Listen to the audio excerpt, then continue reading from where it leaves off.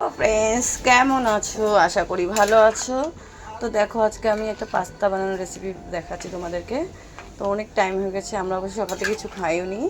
ঘুম থেকে উঠতে খুব দেরি হয়ে গেছে, যার খুব শরীর অসুস্থ, যার জন্য দেরি হয়ে গেছে। তো এখন আমি পাস্তাটা বানানোর রেসিপি তোমাদেরকে দেখাচ্ছি। আমরা এখন পাস্তা খাবো।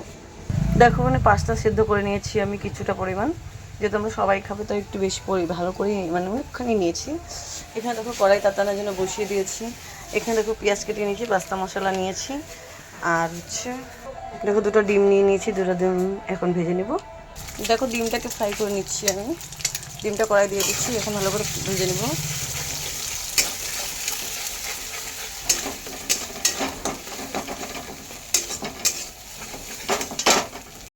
দেখো ডিমটাও আমার ভাজা হয়ে গেছে। এখন পাস্তার জন্য কড়াইয়ে তেল দিয়ে দিব। এই দেখো, আমি কিন্তু পাস্তা বানানোর জন্য মশলা ভেজে নিয়েছি। আমি এর মধ্যে একটু সস দিয়েছি, হ্যাঁ, এক্সট্রা সস আমার পছন্দ না। তো এর মধ্যে একটু সস দিয়ে নিয়েছি, পেঁয়াজ দিয়ে নিয়েছি। আমি এর মধ্যে মশলাও দিয়ে দিয়েছি, পাস্তা মশলা। তো এখনটাকে ভালো করে নেড়ে চেড়ে, ভালো করে নাড়া চেড়ে একদম ইয়ে করে নিয়েছি। এখন এর মধ্যে পাস্তাটা দিয়ে দিব। এই দেখো পাস্তা মশলা দিয়ে পাস্তাটাকেও দিয়ে দিলাম। এই দেখো পাস্তাটাকেও ভাজা ভাজা করে নেব। তারপর আমি এইখানে যেহেতু ডিম ভেজে রাখছি, এই ডিমগুলো দিয়ে দিব।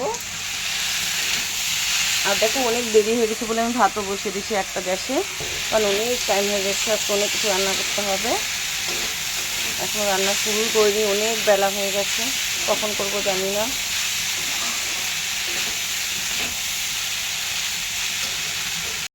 দেখো এখানে ডিমও দিয়ে দিচ্ছি।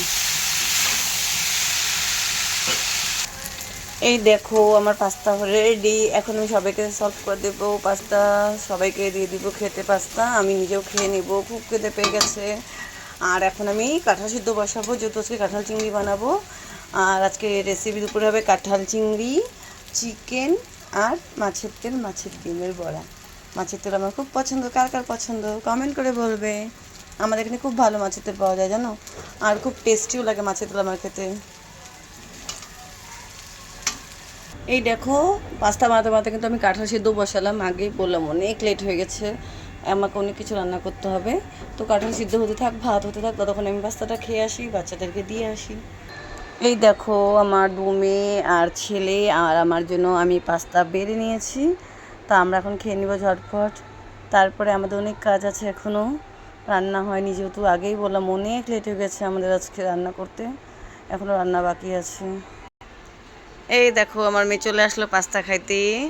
এই যে, এই দেখো আমার ছেলেও চলে আসছে, আরেকজন আসা বাকি আছে, আসে নাই। নিয়ে নাও নিয়ে নাও, তোমরা নিয়ে নাও। এই দেখো নিয়ে নিছে, আমার মেয়ে পাস্তা নিয়ে নিছে, আমার ছেলেও নিয়ে নিছে। দেখো মুখটা একটু ফুলা ফুলা আছে, কেন জানি না, কিছু তো হয়েছে বুঝতে পারতেছি না।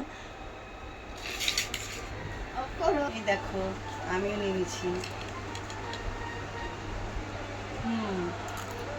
ভালো হয়েছে। তুই বল কিরকম হয়েছে, টাকায় বল। মুখের দিয়ে ভালো ভালো টেস্টি হচ্ছে, কেউ খাবা? কেউ খাইলে ভালো, এখন আমিও খাই। হ্যাঁ কেমন হয়েছে বল এবার। সে ভালো হয়েছে না? আমি রান্না করতে ভালো পারি না তাহলে? হয়তো কোনো মশলা আছে, কোনো মশলা নাই।